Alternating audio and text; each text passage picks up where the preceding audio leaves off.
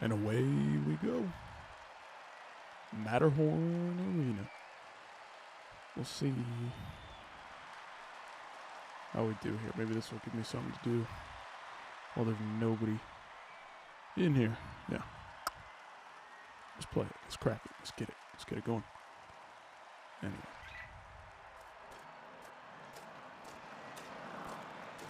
Just wait and see if anybody pops in.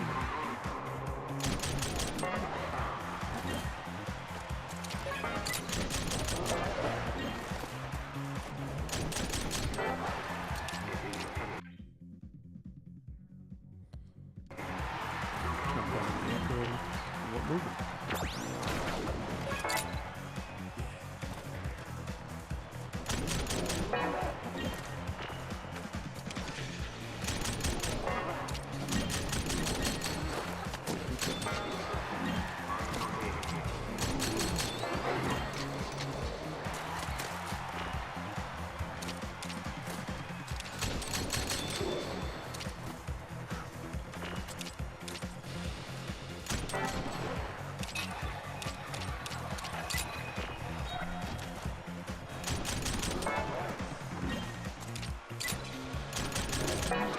Kill. He did. He did.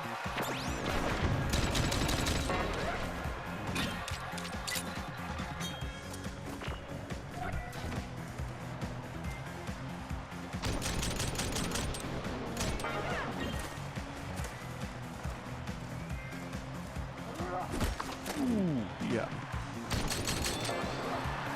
Right there. Good.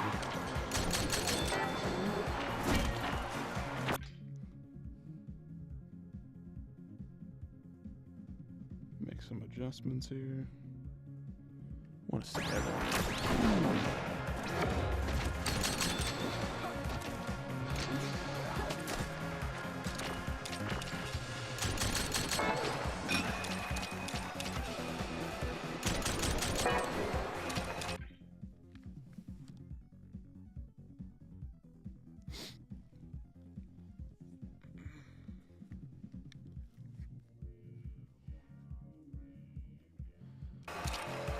Stream's gonna be silent. Shit.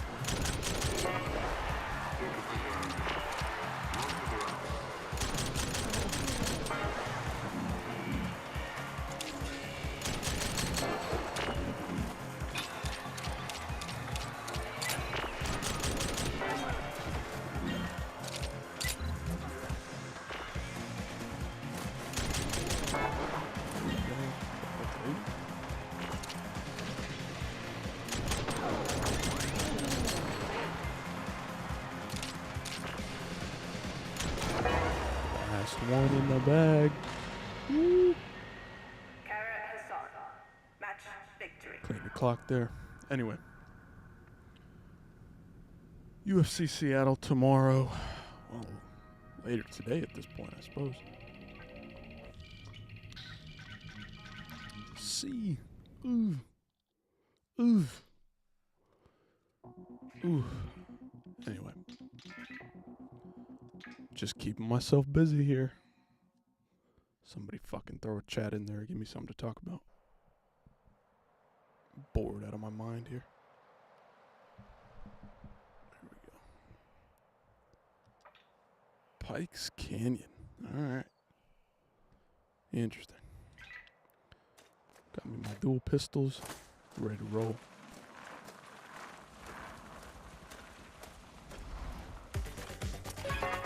Woo. 1, 2. Easy one.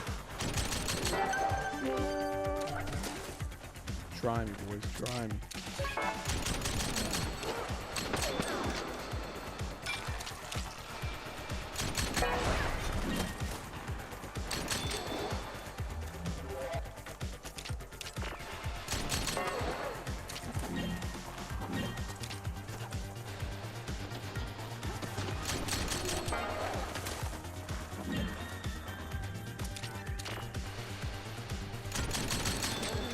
Just one more. Just one more. Woo.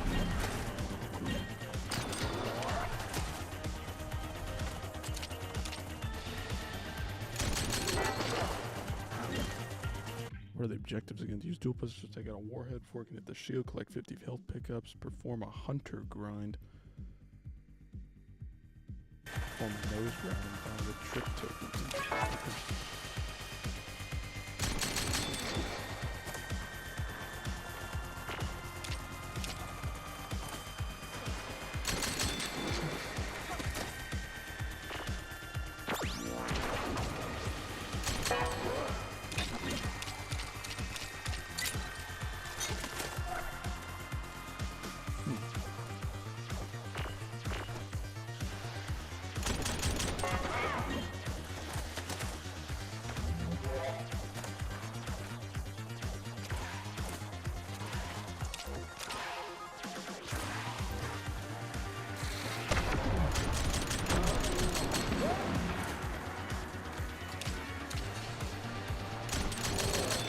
There we go. We got it. Chopper. Alright, what else do we need to shoot? 5 rockets out of the air, correct? All 5 places.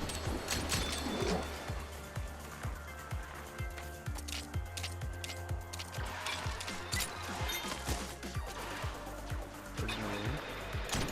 Like that. Oh,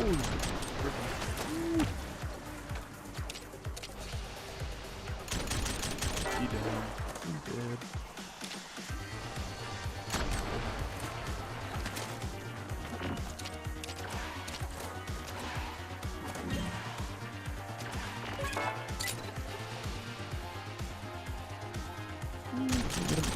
A little bit.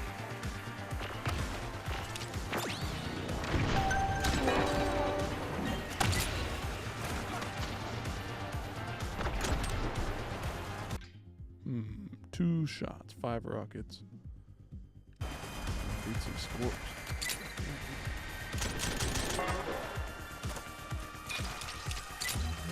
I'm gonna probably give this one a shot or 2.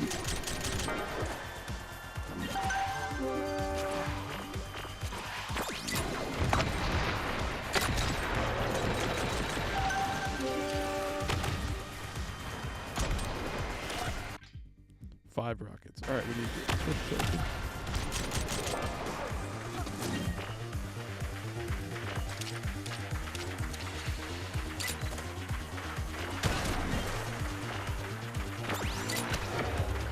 Ooh, it's right there.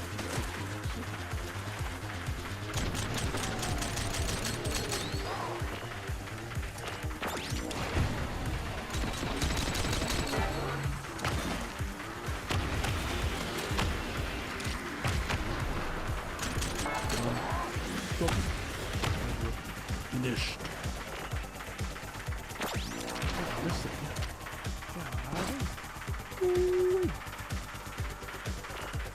Corn. Corn, man. Corn.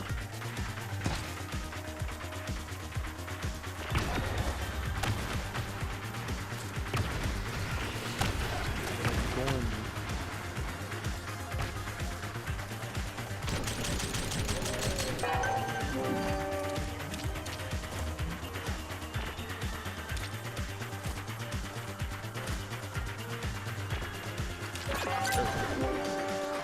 There we go.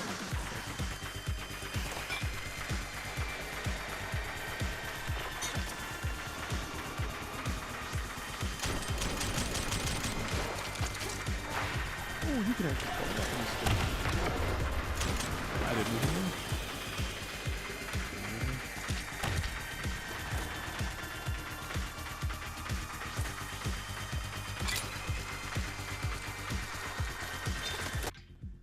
What else can we get? Perform a nose grab.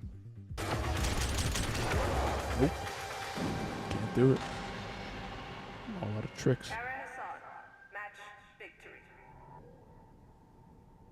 Let's go 12. Let's turn it down a little bit. There we go.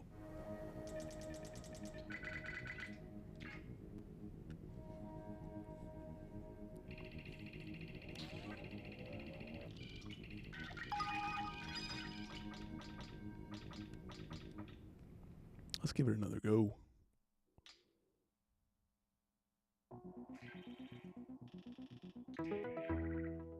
Shotgun. All right. Give me the gun. Shotgun.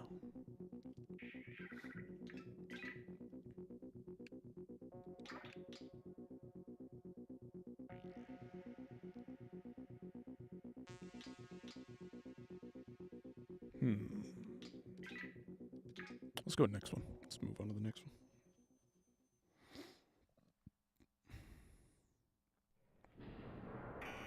All new competitors are expected to complete advanced tests ahead of the third round of the Advanced championship. tests. Up next, Kara Hassan.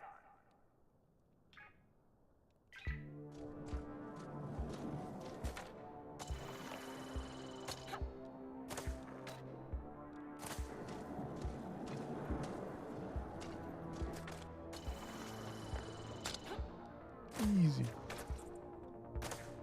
This isn't even a test. Not even a test.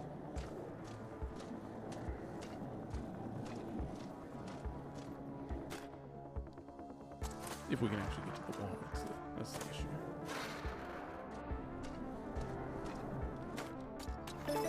Oh yeah, we did a flip onto the wall. How about that? How about that? Alright, on to the next. On to the next. Change weapons. Come out. Come out. Good more to go. Sniping them like a A1 right here. Let's get him. Get out.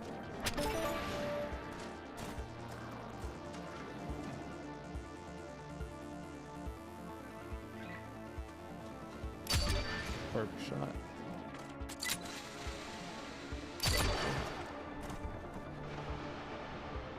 Perfect shot. Let's go. Perfect shot. We'll keep the streak going alive. Oops, there we go. Perfect shot. Boom. Nervous. The next. Competitor Hassan has completed all advanced tests. They are now eligible to take part in the next round in Savannah Summit on April 30th, 2030.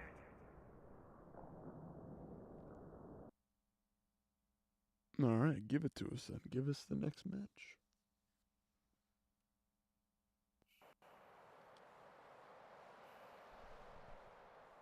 Let us clean house here. Let's do it. 5 house players, 3 warheads.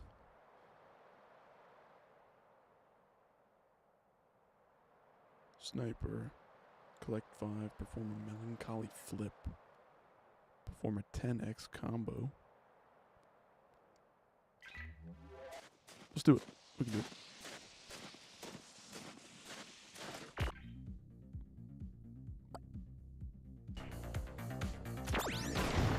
One. Two. Three. Four. Out of bounds.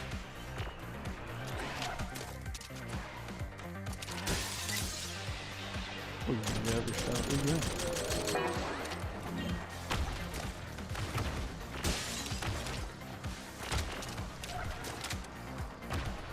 Boom, take it.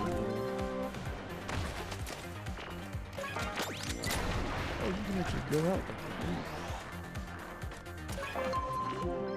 Dang, son. 1, 2. Nope.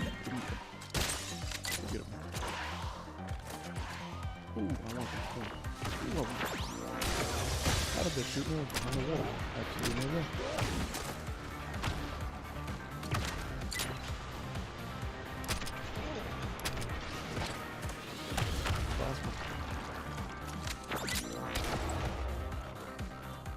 Bitch got me in.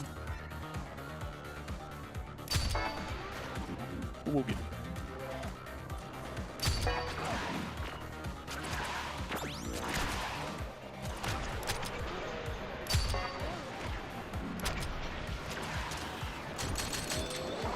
We'll get him.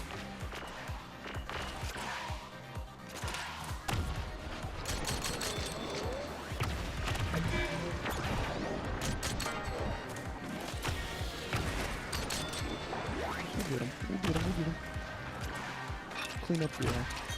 We'll clean up.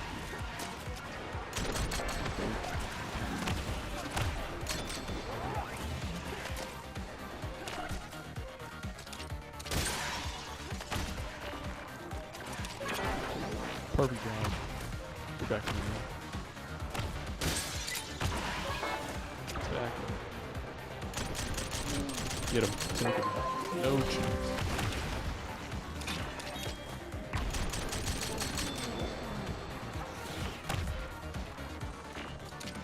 No, I don't want to go out. Damn. Damn, son.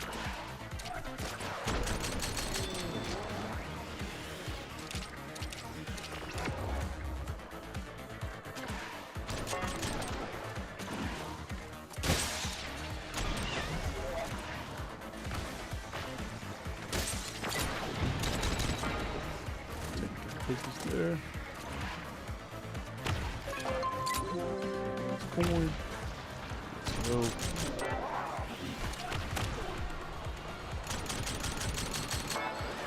Let's go, buddy. Let's go, man.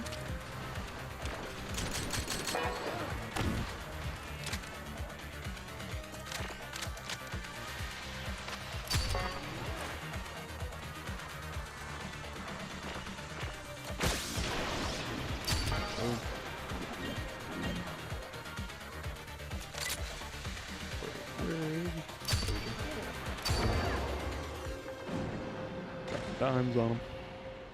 Kara Hassan. Match victory.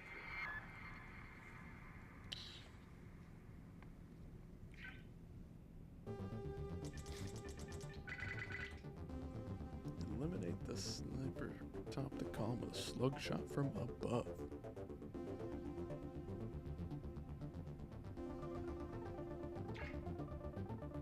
Interesting.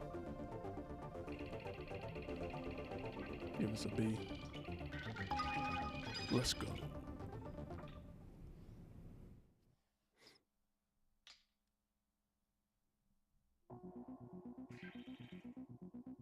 $20.30.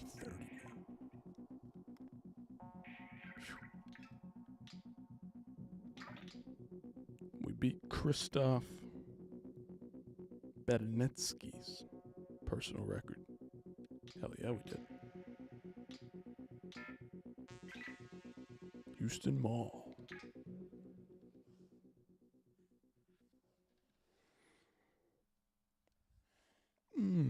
Houston Mall. This is the final test for new competitors of the 2030 Rollerdrome Championship. Up next, Kara Hassan. Final test, huh? Final test? Acid drop. Whee. There we go.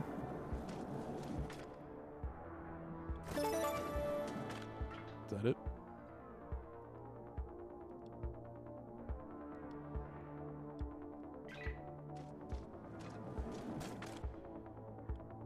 That ain't it. Who's teaching this class, huh?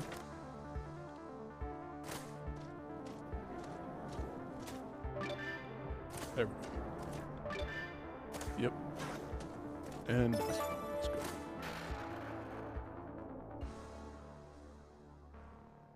Competitor Hassan has completed the required tests. They are now eligible for all future stages of the 2030 Rollerdrome Championship. Just give me a chance, boss. Just give me a chance, boss. Let me fight for the right to end it all.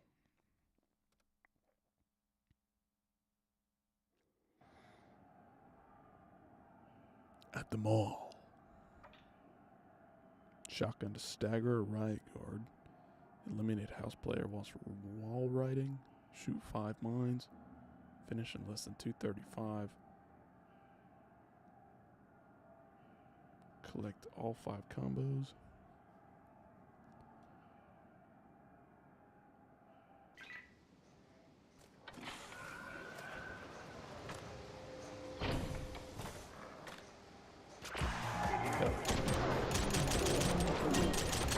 Boom, taking off easy.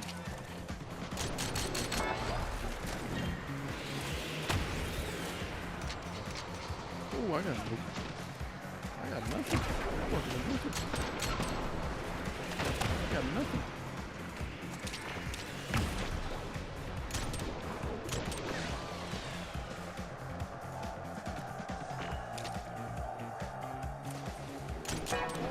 Take him out. Boom. Can you get up from distance? Yeah. Anybody up here?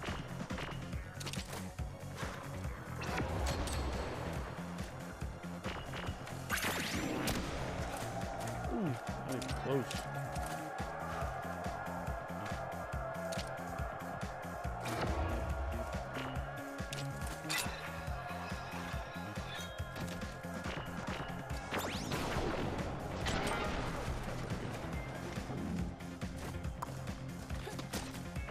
All right, come on.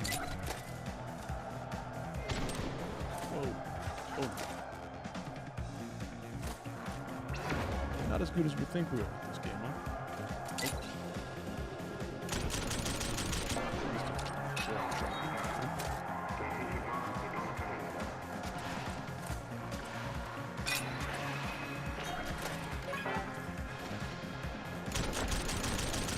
This clock, get him out of here. Not today, son.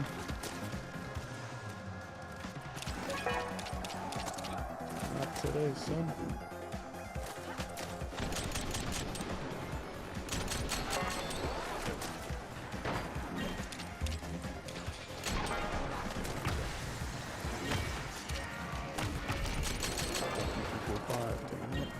One, two. Good job, done. How we doing so far? Shoot 5 mines. Hey, I don't know where these mines are coming from, but I haven't seen a mine.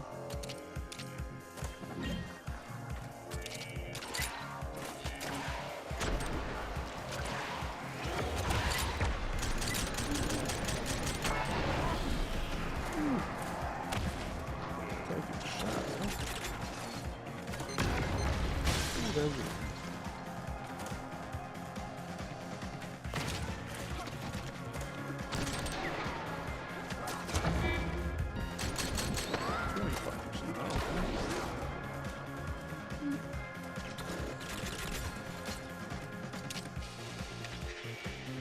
One, two.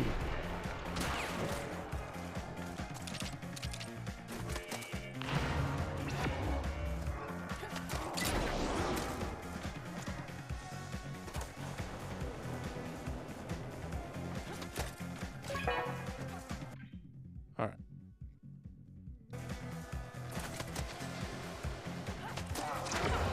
Ooh.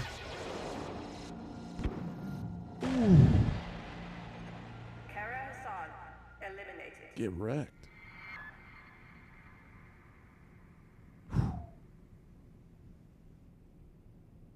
Damn.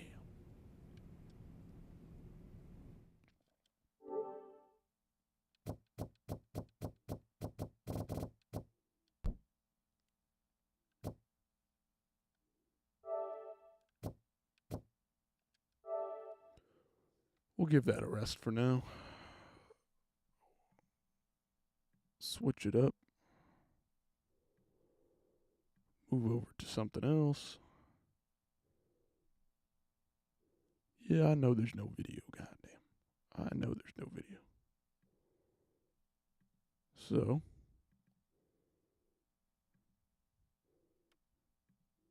switch it up and talk about something interesting. Why don't we do that? Whoa, it got dark in here. Woo-wee. Got to fix that real quick.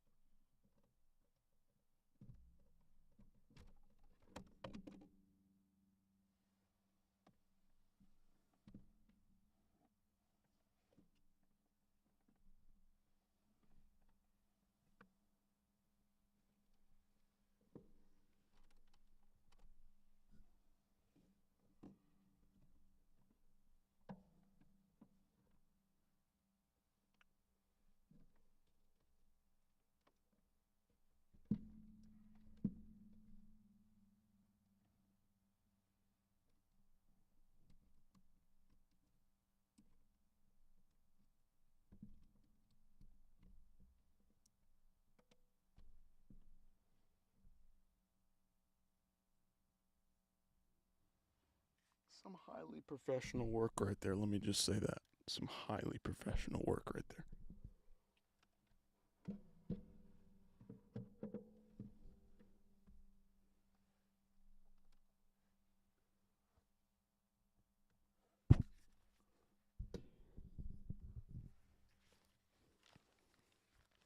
Only the highest of quality, only the highest of standards here. We put a professional touch on everything we do. Absolutely not. That's not true whatsoever. Not even a little bit. Anyway. Let's see.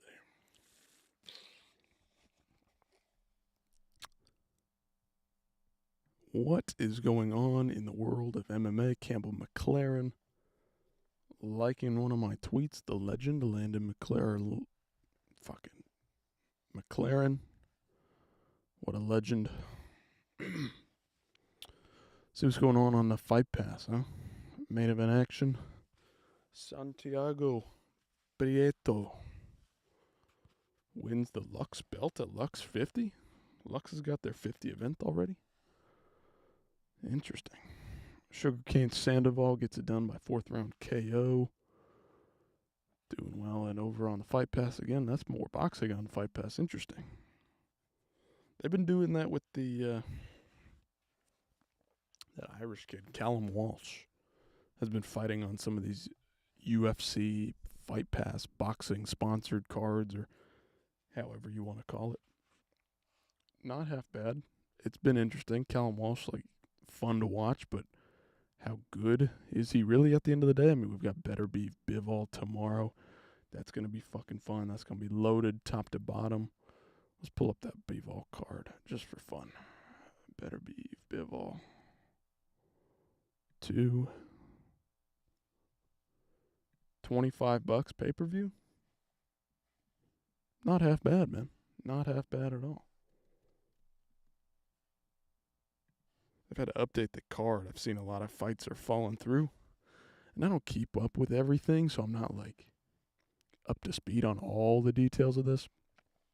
But I will say it's definitely very interesting what's going on. And they've definitely had to make some adjustments, and it's very suspicious to me that they've managed to figure out how to fix every single possible fight that has fallen through in every way. They saved Shakur Stevenson. He stays on the card. They saved, what's his name? Where's he from? Is he from Australia or is he New Zealand Kiwi guy? Joseph Parker. They managed to keep him on the card, save the card in that fashion when Danny Dubois fell sick. I mean, it's now these easy layups for these guys that the Saudis seem to really like, and I don't want to push anything out there, but I'm just saying, it seems like things always fall right in the perfect way for these Saudi cards. There's never any crazy issues. They just, everything perfect, all right in line, you know what I'm saying?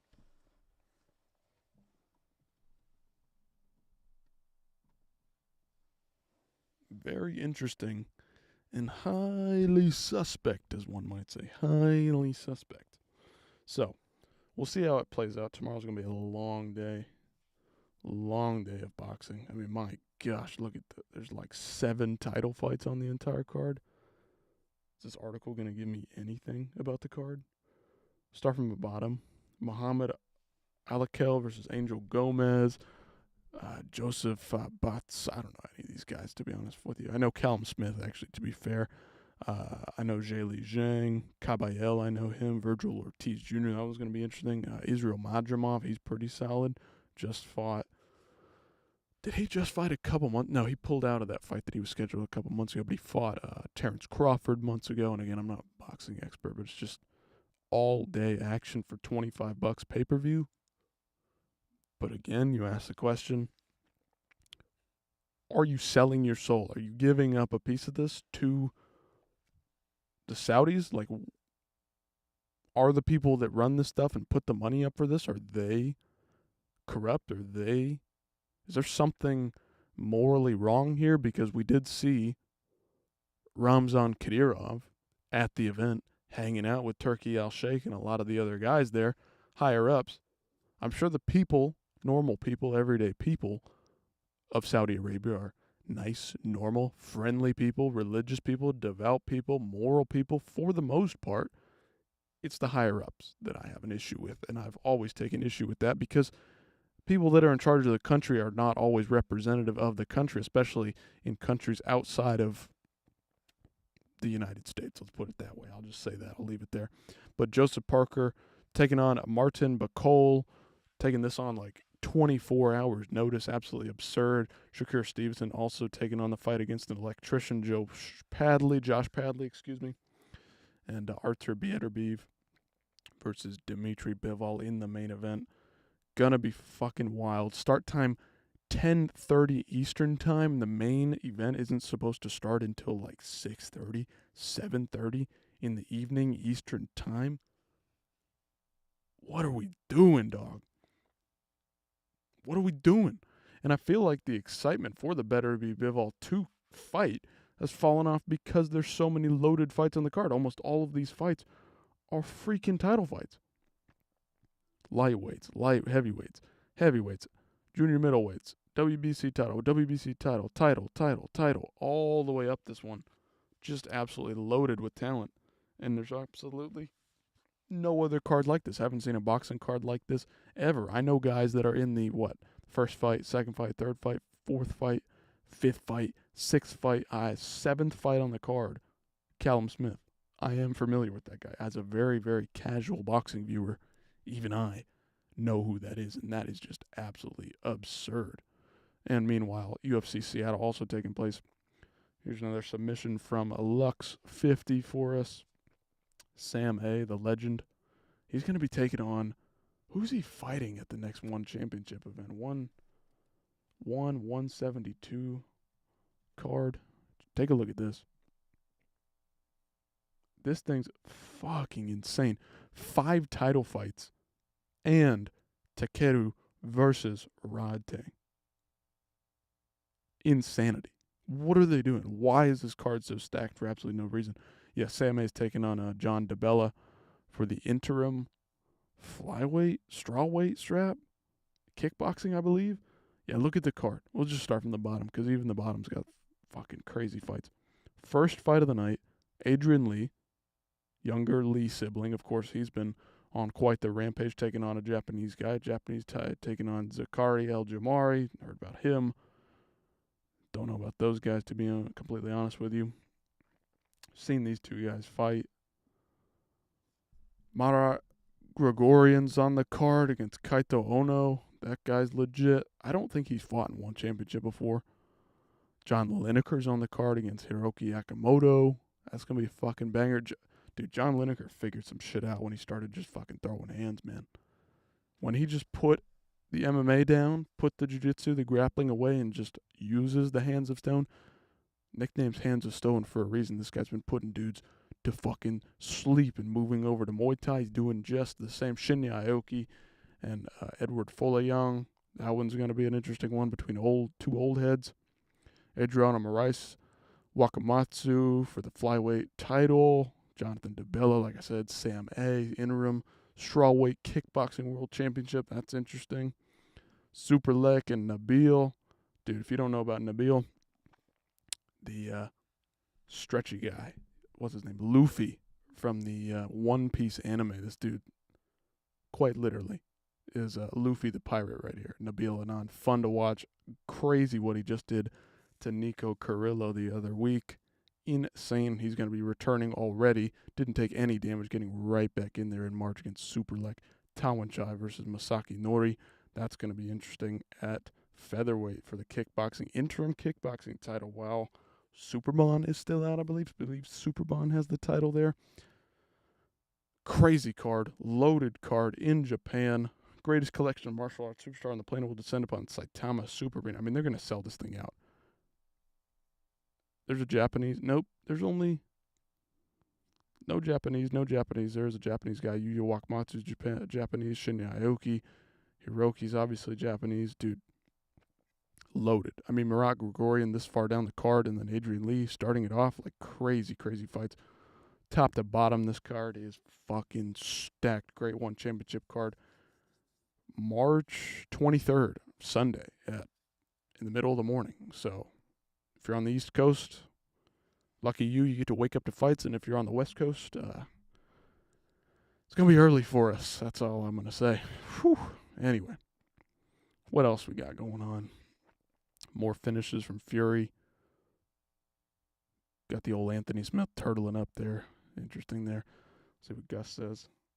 Not UFC level. Mahler admits fire is gone. Fighting for the GFL anyway. He doesn't have the motivation. Doesn't want to fight, but he's getting paid the fucking bag. Somebody is dealing out money in the GFL, and these guys are fighting because they're getting the fucking bag. There's no other ifs, ands, or buts about it. They keep saying that there's no funding for this thing. I don't see any funding, but why would all these legends of the sport that have retired now coming out of retirement to fight unless they weren't getting handed the bag already? They wouldn't be doing this unless they knew they were getting money, unless they were guaranteed money. And there's so many guys that are signed up like this. Uriah Faber, Renan Barao are going to fight. Chris Weidman, Luke Rockhold, Yoel Romero, Shogun. Like, why would these guys be fighting if they weren't getting so much money to begin with? It's just absurd to even believe that there's no money there. And look, I don't care. I'm intrigued by it, but I don't care about it. I know that this is not going to rival the UFC. It looks to me like it's somebody who's just playing with their toys and doing whatever they want with some of their favorite fighters from the past 20 years. And it's absolutely atrocious what they're doing, dragging out some of these old guys to fight. It's just absolutely embarrassing what the GFL is, the Geriatric Fight League, the Grandfather Fight League, whatever you want to call it. It is what it is. That is exactly what it is. Jamie Londano. Lux gets the win there. Pumi Nakuda, 9-0. Let's see what Jonathan Haggerty had to say. You know how much this one means to me coming off that loss against Superlek. I got all that stuff going on in my head after getting knocked out in 49 seconds and got the win against Wei Roy. Very impressive stuff. Chinese kickboxer was really looking impressive coming into this one, and Haggerty kind of just took him to town. Didn't beat him up too badly, but he definitely outpieced him, outworked him, and just hustled him. Really, more than anything. Through the teeps. Teeps were working really, really well for him, and he just took it to him. Won the fight. Congrats to John Haggerty. He got taken out very quickly, very easily back in Denver on that fight card that they had in America. I mean, it was kind of embarrassing for him, and you could tell he took it hard. And Superlek's one of the best in the world, but sometimes you just lose. And Haggerty back in the win column. Superlek hanging out with his girlfriend. Okay, don't care. Christopher Rios. Big shots. These are all Fight Pass posts. Obviously, UFC Seattle. Ooh, knee bar finish. Let's take a look at this. Interesting. Oh, shit. Woo. He was the one that got dropped here. Well, he didn't get dropped. He fell over. So, all right. Fair enough.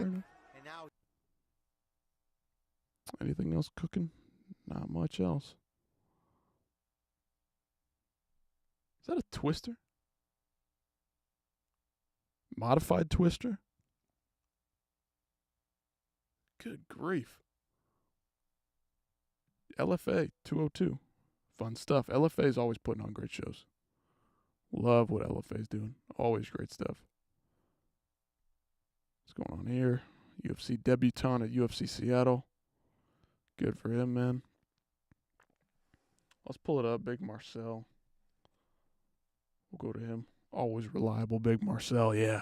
Big Marcel. Let's go. Here's the UFC 314 card so far. Looks like it's fully booked out. So Tresean Gore versus Tulio. That's going to be a fun one. Tresean Gore hasn't looked all that impressive as of late. Not sure I trust him to get the win there. As we get closer to it, we'll probably make some picks, have some fun with it. Interesting there. Montez versus Romero. I'm too far away from the screen to even see who that really is. Sumadarji versus Mitraposo. We knew about that one. Cedrique Dumas versus Oleksiejczuk there. Darren Elkins, Julian Rosa, Juicy J back at it. Darren Elkins back in it. That one's going to be a fun scrap. Like, that's guaranteed just fun right there with Darren Elkins and Julian Erosa. Meanwhile, Jim Miller and Chase Hooper, the old man versus the young man, the prospect versus the veteran. Always fun to see those matchups. Yan Xiaonan versus Werner Jean Jaroba. Whatever, man. It's probably like a number one contender fight to see who gets to fight Wei Li next. I just don't care. Just don't care at all. Not even one bit. Dan Ige versus Sean Woodson. Sean Woodson finally getting a crack at the top 15. Dan Ige, tough customer though. Short, stocky fighter. Sean Woodson, very tall, very long, very lean. Uses his reach well. Stretchy McGee here. Sean Woodson. It's going to be fun. Going to be action in that one. They both like to throw it out on the feet. Don't really like to grapple too much, but we'll see. We'll see how that one goes. And then Nikita Krylov coming back against Dominic Reyes. Nikita Krylov has not fought in a while now. And Dominic Reyes is back on the championship tear. He's been on an absolute tear. Took out Dustin Jacoby. Just got the win back in December. Looking very, very impressive, but I don't know if he can get past Krylov. Krylov's a dangerous finisher everywhere the fight goes. Obviously, Jeff Neal, Carlos Prates, great step up for Prates here. Dude's been an assassin, growing his fan base with every single fight, just looking absolutely monstrous because of what he's doing. He's getting in there, fighting all the time, finishing guys all the time. And then Pitbull, surprise, surprise, signed with the UFC just the other day, taking on Yair Rodriguez. This one seems like it was kind of cobbled together last second, but boy, am I excited for that one. That one's going to be fun. It's going to be all action. And honestly, Pitbull is going to come into the UFC and probably be the Michael Chandler of the featherweight division. Yair Rodriguez, though, hadn't fought in a while. Crafty, always throws crazy stuff. We'll see how this one goes. It's going to be a fun one. Going to be awesome. Dude, this card loaded. Top 5 fights on this one. Top 6, other than the women's fight, including the prelims, all action from the Elkins fight all the way up through the rest of the card. Are they the biggest stars? Are they the most popular guys? Not necessarily, but they're all going to come out and put on an absolute show, an absolute slugfest in most of these fights if I had to predict things and throw it one way or the other. That Jim Miller-Chase Hooper fight might play out on the feet more so than we expected to. We'll see how that one goes. Chandler, of course, taking on Paddy Pimblett. Dude, I want Paddy to win this just to boost his figure, to boost the character, to boost the star level of Paddy Pimblett even further. Michael Chandler, absolute stud, the American star. Dude's been fun in every single fight. Love Michael Chandler, but man, I'd like Paddy to win, but I don't know. He hangs his chin up there too much, and I feel like Chandler might get to him. But anyway, in the first fight, obviously, top of the bill, championship, surprise, surprise. Again, Ilia Topuria vacating the belt. This one's for undisputed featherweight gold, Volkanovski and Diego Lopez. If Volk is recovered, if Volk has the chin back there, and he can outlast Diego Lopez throughout the first and second rounds, if he can outlast those first and second round flurries from Diego Lopez, that all action, all danger Diego Lopez style, he could get it done. It's possible. But man, I'm leaning Diego Lopez. Is just the age. Nobody over the age of 35 has reclaimed a belt below the 170 division. It's just unheard of. It's just not possible. Your prime in MMA is like 28, 29 to 32. It's a much shorter window than any other sport in the world because you have to gather and gain and learn so much from the martial arts, and then to put it into effect in your physical prime as much as you can. But your physical prime really is like 26, 27 to 32, 33, 34. But the problem is you start to take damage, you start to take hits, and that prime shrinks on the top end. And then on the low end, of course, you have to learn more and more stuff. So it's crazy to see a guy like Ilia Topuria champion at 27 years old. It's crazy to see the longevity of John Jones. He won the belt at 23 years old, and he's done it forever. It's just fucking wild what these guys are doing. It's crazy. And your prime in MMA just isn't that long, and I don't know if Volkanovski can do it at this rate. He's 30, 35? Is he 36? Is he going to be 36 by the time he takes this fight? I mean, absolutely absurd what he's going to be doing here. And if he reclaims the belt, there's a real argument, if Ilia does not come back down to featherweight, that Volk is not still the featherweight GOAT despite getting knocked out by Ilya. You could make that argument depending on the defenses and if he regains the belt and then defends it again. I mean, wild stuff here. Crazy development with the whole Ilya Topuria stuff. Anyway, that's 314 so far. We'll be talking about that one a lot more as we keep moving through it. Obviously, UFC London card also got some stuff shifted around. Leon Edwards taking on Sean Brady. Jack Della Maddalena was supposed to take on Leon Edwards. Shavkat Rakhmonov, though, was going to take on Belal Muhammad at UFC 315. He got hurt, so now JDM's getting bumped up to the pay-per-view to take on Belal Muhammad for the welterweight strap, and Sean Brady gets to jump in here on short notice and take on Leon Edwards in the main event of the UFC London card, grappler versus striker. This one's going to be all action, but it might not be in a fun way that we want it to play out. It's just going to be all action one way or the other. Either it's going to be a striking masterclass by Leon, or just a wrestling showcase by Sean Brady. Leon, he's got good takedown defense, but he gives up. I feel like he just sometimes has that quitter's mentality. And he had a great moment in that knockout over Kamaru Usman, but he settles into the fight so much that he lets other guys get their offense off, and he plays defense too much, and he tries to fight at his own pace. And sometimes that backfires on him. Sometimes it works. Sometimes it works out great. He beat Kamaru Usman pretty handily in the third fight. That was impressive, but just not very interesting to watch, just not fun to watch. He's not a fun fighter to watch outside of that great moment that he had in that knockout in Salt Lake City, Utah. It was absolutely fantastic. One of those moments you will never forget as an MMA fan, but the dude is just not that fun to watch. He just doesn't have that style, and unfortunately, he has suffered from that many times over. I know the Belal loss, people say, oh, it was because he was fighting in the middle of the night. Well, he didn't show up, and it looked like Leon Edwards to me. It looked like how Leon Edwards would fight a Belal Muhammad who just comes after you with all his might, kind of like a Merab at welterweight in a lot of respects.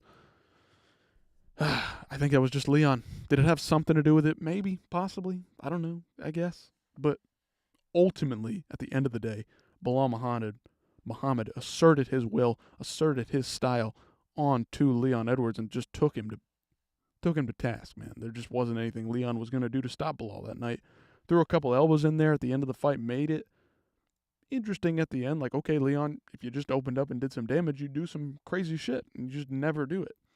Anyway, co-main event, Jan Blachowicz coming back, hadn't fought in a while, taking on the up-and-coming guy from down under. Carlos Oberg, obviously coming out of City Kickboxing, has looked really, really impressive after his first loss in the UFC to Kennedy Nzechukwu, I believe, on the UFC, 259 card, the undercard of Izzy and Jan Blachowicz. Now he gets to take on Izzy's former opponent, Jan Blachowicz, in a co-main event on UFC London. This has nothing to do with London other than Jan also being from Europe, and it's around Europe. I guess that's going to be the connection there. And then Gunnar Nelson, Kevin Holland, grappler versus Kevin Holland. How's that one going to play out? Not that hard to predict. Let's be honest. Maybe Kevin Holland can spark him out on the feet. Stay away from him. I don't know. Gunnar Nelson getting older, but Gunnar Nelson popping back up here for a random-ass fight in 2025. Jordan Vucenic versus Chris Duncan. That's going to be a fucking slugfest, fucking banger there. I don't know why Vucenic is up at 55. Should be cutting down to 45, right? Maybe I'm wrong. Who did he take? He fought Guram Kutateladze at 55 in his debut, late notice, and showed out. Was pretty impressive, actually, at times in that fight.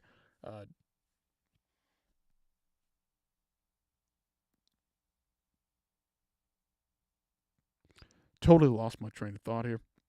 Nathaniel Wood versus Morgan Charrier. That's going to be a fun one. Two former Cage Warriors guys going up against each other at 45 now. Nathaniel Wood coming up from 35 to 45, going to be taking on the Frenchman. This is going to be interesting. Got some bad blood there. The French versus the English. Always interesting there when that's a matchup. Jai Herbert versus, who is that? Padilla. That's going to be a fun one. Jai Herbert's looked a lot better as of late. Looked a lot more entertaining, a lot more fun to watch as of late. That'll be a fun one. And then Loner Kavanaugh versus, who is that? Felipe Dos Santos? I can't quite see. That's going to be a banger at 125. Loner Kavanaugh, this is a real test for him, and is going to have to prove himself here in the 125 division. We know he's young, know he's not quite as experienced as some of these guys, but he took some time to get into the UFC, and I think he's proved that he's got the maturity, he's got the skills to hang with some of the best at 125, and then Marcin Tybura versus Mick Parkin. That's going to be an interesting one at heavyweight. Christian Leroy Duncan versus Pulev coming off the Contender Series, I believe. This is really make or break for Christian Leroy Duncan here. Nathan Fletcher versus Callan Loughran.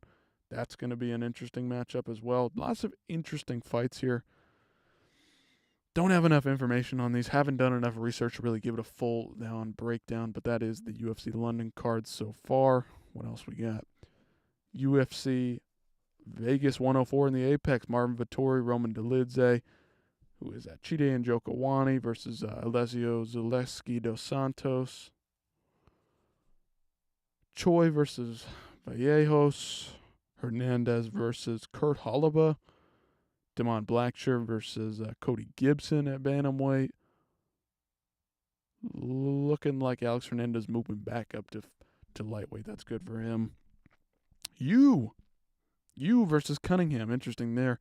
Waldo Cortez Acosta taking on Ryan Spann as well. A couple of women's fights.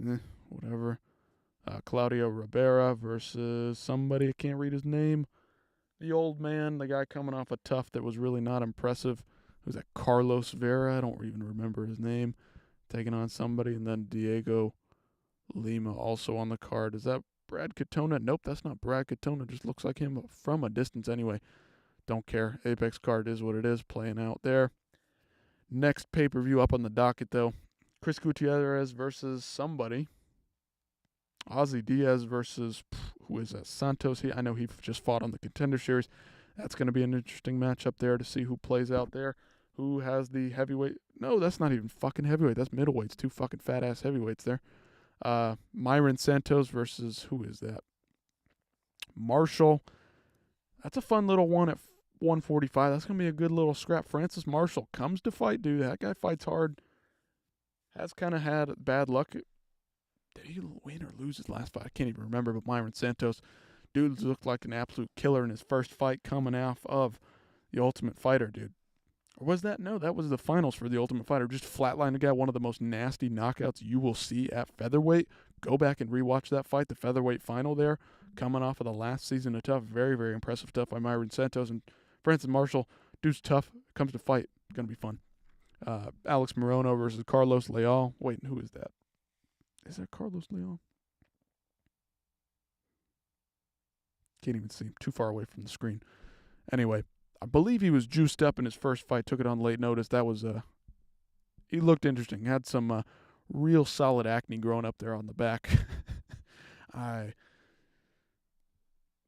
If he wasn't juicing, then I don't know. He came out of the PFL looking like a completely different human being. Bruno Ferreira versus Armin Petrosyan. That's going to be a fun one on the feet. Bruno Ferreira likes to slug it out. Heavy hands, shorter, stocky guy. Armin Petrosyan coming off that loss to Shar Magomedov. That guy also likes to strike. Ray Tesoria versus Joshua Van. That's going to be quite the matchup at 125. Two huge prospects at 125. I know Josh Van is ranked 15th, I believe, taking on the up-and-comer out of Japan. That one's going to be very, very fun to watch. Just in terms of how it plays out. Who's next? Who's coming? Who's going out of these two prospects? That's going to be a fun one. Curtis Blades versus Kunaev. I believe this has been swapped out for the Lemos and Yasmin Lucindo fight, which has no business being on a pay-per-view in 2025. I have no interest in that women's fight whatsoever. Move Curtis Blades up. He deserves it. Kunaev does not deserve this shot, but I don't care. Move it up to the main card. Let us get interested in some real fights that actually do some damage. Some guys that do some damage to each other. Bobby Green, Mauricio Hufi. That one's going to be fun. Is Bobby Green washed? Is he too old to fight? We'll have to see and watch and wait for that one. It's going to be fun. All action there. Two strikers that like to get things going. Obviously, Ruffy, a bit more of that Conor McGregor style. He's been called the Conor McGregor, the Brazilian Conor McGregor. He's got the look of Conor McGregor. He's got the stance of Conor McGregor. He's got the style of Conor McGregor. Can he implement that on a heavy boxing style? Great defense from Bobby Green. Can he do that? Is Bobby Green's chin going to be gone after that loss to Jalen Turner, after a couple of these losses back to back to back? We'll just have to wait and see. Ignacio Baja Mendez versus Jalen Turner. 6'3" giants of the lightweight division. They're going to be facing off in an awesome, fun, all-action matchup as the feature fight on UFC 313. And then obviously the banger to end all bangers, the end of all killer fights. This is the one to end all killer versus killer matchup. This is BMF written all over 5-round co-main event. Justin Gaethje versus Dan Hooker. Absolute war, absolute slugfest, absolute barn burner. There's no way that this fight will be bad in any way, shape, or form. Justin Gaethje versus Dan Hooker, ranked fight. Who's next for the belt? This one may just determine it. We'll have to wait and see. Dan Hooker obviously got that huge win over Gamrot. That was very, very impressive stuff. Can he keep the streak going? We'll have to wait and see against a tough out in Justin Gaethje, coming off the loss to Max Holloway. And then, of course, the main event, Alex Poatan, Hands of Stone Pereira, taking on the challenger, the guy who's been waiting the entire time, the guy we've needed to see Alex Pereira fight, the one challenge he has left, the guy who could mix it up if he decides to wrestle, but not as good of a wrestler as many think he is. That's what's so interesting about this. Alex Pereira is the striker. Magomed Ankalaev says he's going to strike with Alex Pereira. Absolutely foolish. Nobody can strike with Alex Pereira at 185, at 140, at 205. There's just no way you can get around that. You cannot strike with this guy at light heavyweight. He will put you out quick and easy just like that. Magomed Ankalaev may be walking in to an absolute trap here, or if he plays it smart, he takes him down. He could get the job done against Alex Pereira, who's been on such a run, probably the biggest star in the UFC right now. So that's UFC 313. That's the next pay-per-view coming up. So what do you guys think about that? Anybody in the chat, drop some comments down below. Let me know what you guys think about the last couple of cards we've just gone over. And then, of course, next week we've got a fun one at the Apex again. Manel Kape taking on Asu Almabayev, the up-and-comer, the guy who's been pretty impressive coming up through 125. He's kind of made a name for himself. He's like the next Mokaev coming up through here. Definitely more interesting to watch than a Mokaev style. Poor Mokaev, though, not in the UFC anymore. And then, of course, Cody Brundage and Julian Marquez, the Cuban Missile Crisis. Interesting co-main event. This is what an Apex card should look like. Couple of fun fights, but a lot of prospects on the card. That's what I like to see from Apex cards with a good, solid main event. Manel Kape, though, should be in an arena. This guy is an absolute stud. He's an absolute star. He puts on a show every time he gets in the cage. Anytime he can make it to the fight, make weight, get his opponents through the camp, this guy puts on a show, puts on an absolute masterclass in his last performance. I'm so excited to see Manel Kape put on another impressive, epic performance against Asu Almabayev and secure himself a title shot. Finally, Manel Kape fans, stand the fuck up right now because this is the time for us to enjoy it. Couple of fights on here to look out for, though. Danny Barlow. Gomes also fighting the next one. Charles Johnson all the way buried as the first fight of the night. Don't care there, though. Charles Johnson always active, always staying busy. Win, lose, whatever the fact is, he's always going to come to fight. Good stuff from him. Charles Johnson, absolute legend, deserves to get a ranking, except he's fighting Temirov. No idea why he's doing that, except other than the fact that he loves to fight and he's always a gamer. Gets in there whenever he can. Anyway, see what else, see if there's any more new developments going on. Somebody's streaming. Somebody's talking other than me. Let's get it cracking. Somebody, somewhere, throw something in these comments. Let me know what's going on. Nobody's watching. But you know what? That's okay because this is just fun. I'm just chatting, just throwing stuff off the cuff. Just having a little bit of fun here in the late night hour before we head to bed. But anyway, you guys let me know what you think about all these fights tomorrow. Of course, Better Beef, Bivol tomorrow. Going to be all-day action in boxing. We got one championship fights that just went down the other day. Of course, we've got a big card coming up for them. And then the UFC also tomorrow night, the UFC Seattle card. Henry Cejudo, Song Yadong, Brendan Allen, Fluffy Hernandez. Who else we got? Rob Font, Gene Matsumoto. Absolutely loaded fight night card there. Can't miss. Got to watch that one. Seattle card's going to be great. Prelims are really fun. Lots of fun fights throughout the entire card. For a fight night card taking place in Seattle, they haven't been back to Seattle in over 10 years.